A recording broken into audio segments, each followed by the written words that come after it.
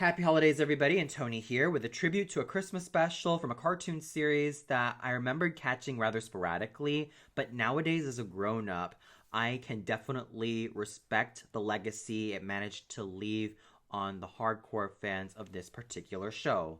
I'm talking about It's a Wonderful Tiny Toons Christmas special from Tiny Toon Adventures, which was released on Fox on December 6, 1992, and this also served as Tiny Toon Adventures' final episode. This was directed by John McClanahan, and this was written by Sherry Stoner and Diana Oliver. Ever since I was about 8 years old, I remember first catching Tiny Toon Adventures on Nickelodeon, since I did not end up growing up with this series in the early to late 90s. And based on what I caught from Tiny Toon Adventures, which still aired on Nickelodeon back in 2000, I remembered it being absolutely hilarious, fun, and it was just a joy to watch characters such as Buster, Babs, Little Sneezer, Montana Max, and even to some extent Elmira have a go at each other, and just how much they were able to play off of each other and all the comedic antics they were able to get themselves into.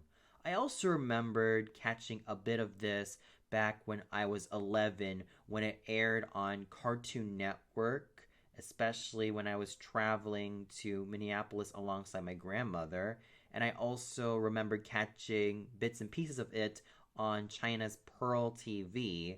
And I was still amazed at just how hilarious this particular show was. And nowadays, as a grown up, thanks to rewatching some episodes, even back 6 years ago, as well as to this very day, I can still hold Tiny Toon Adventures with such high regard thanks to its lovable and colorful characters, its amazing references, and just how clever, witty, and intelligently written Tiny Toon Adventures really was. Ergo, if I have the chance, I would love to keep coming back to this show every single time, especially when there are days that are sour, and especially if there are days that I would love to have a laugh every once in a while. And this particular Christmas special, which also served as the finale, was a capsule of what makes Tiny Toon Adventures great.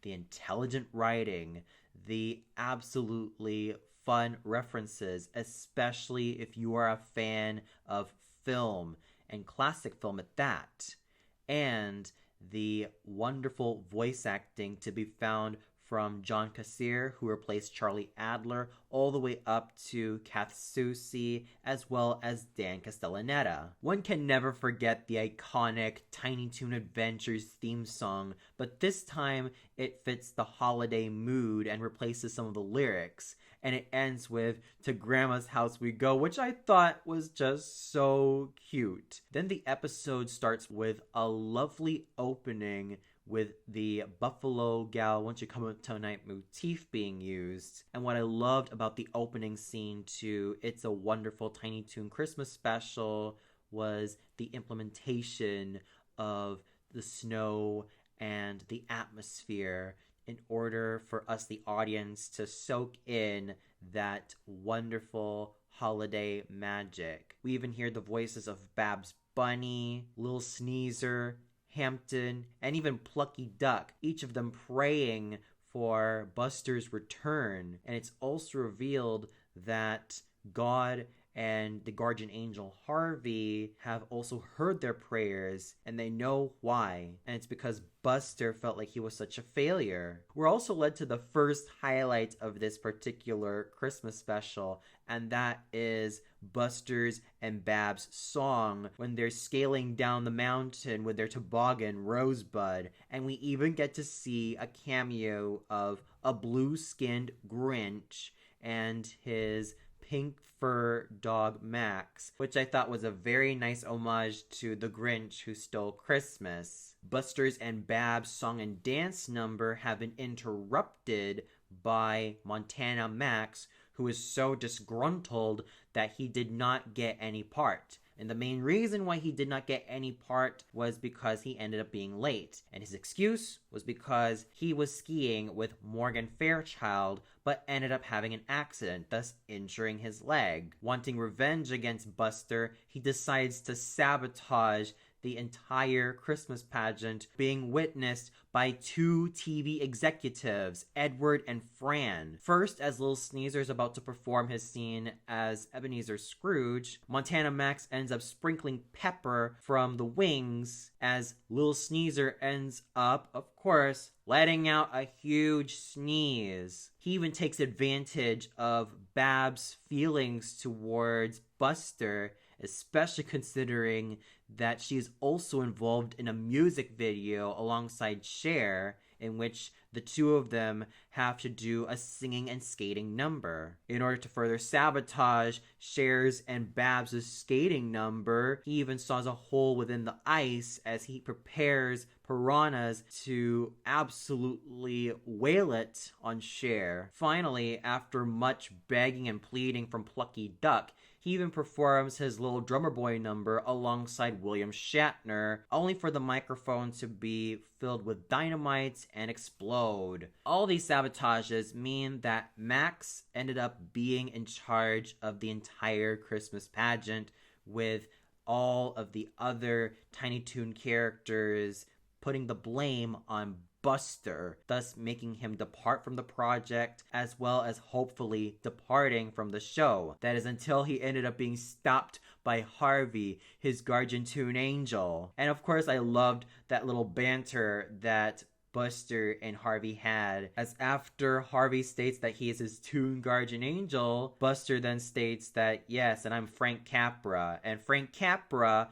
is also the director of It's a Wonderful Life, which I thought was an absolutely cute reference. Though not subtle, it made us understand the joke that yes, this whole thing is a huge homage to It's a Wonderful Life. So in true It's a Wonderful Life fashion, Harvey shows Buster what his life would be without him. Instead of Acmeville, we see that the whole town is turned to Montanaville, where Plucky Duck gets his own show and even runs his own show, with poor Babs not really feeling any joy working with him, and of course the other cast members such as Shirley the Loon also feeling that same sense of befuddlement and disappointment. The last straw is drawn for Buster as he saw Babs being hit with an anvil, not just in her little segment with Plucky, but also in the opening. So Buster confronts Plucky about it, and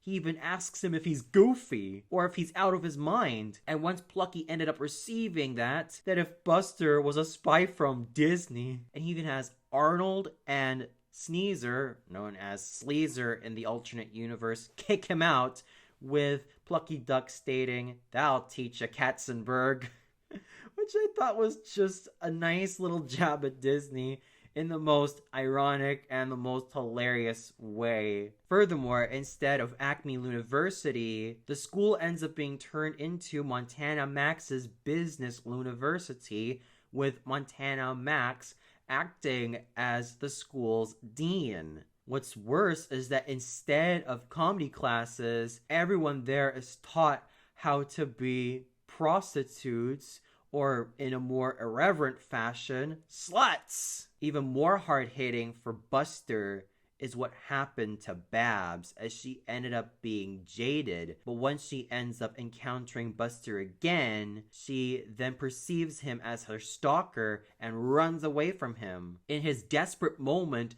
Buster pleads with Harvey that he wants to go back home and he wants to exist again. He finally gets his wish, and he is absolutely overjoyed.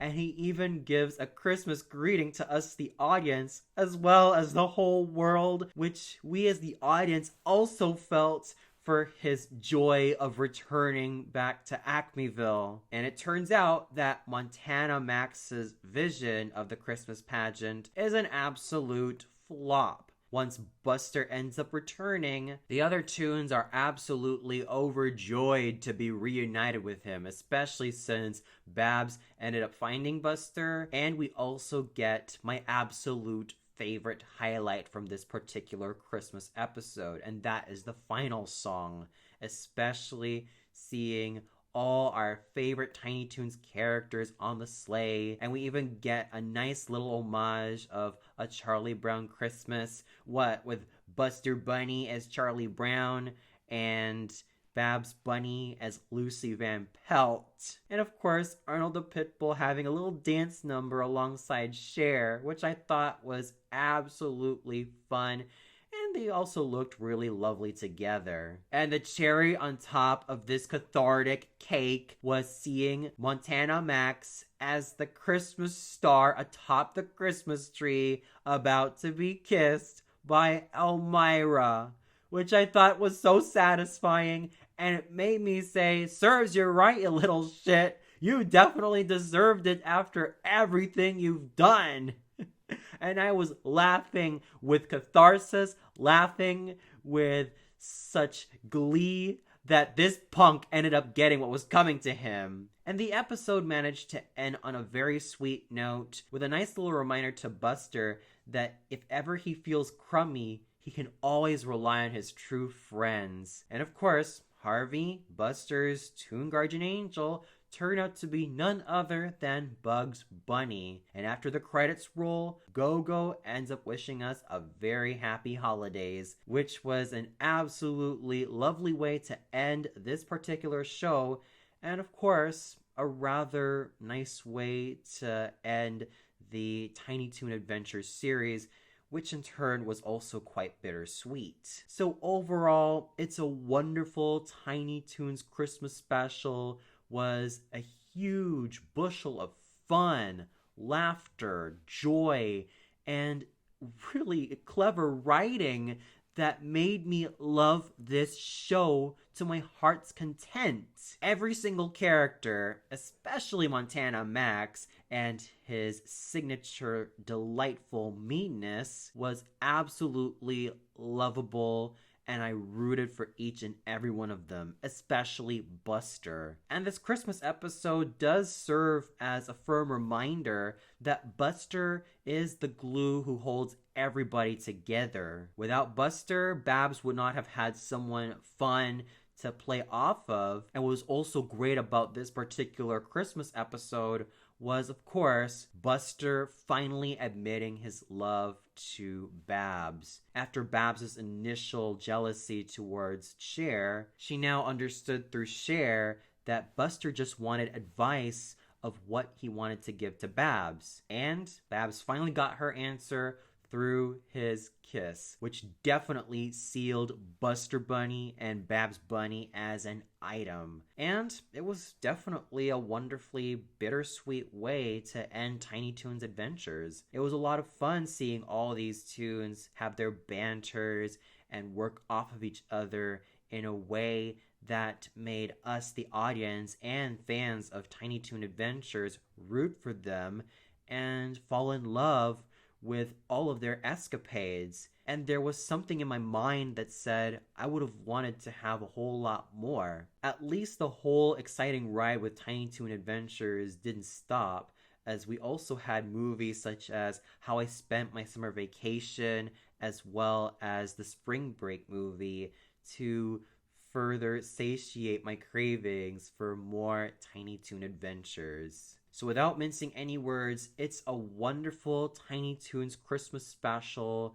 Was both a bittersweet finale as well as a wonderfully touching Christmas episode. It still had its laughs. It still had its great Christmas cheer.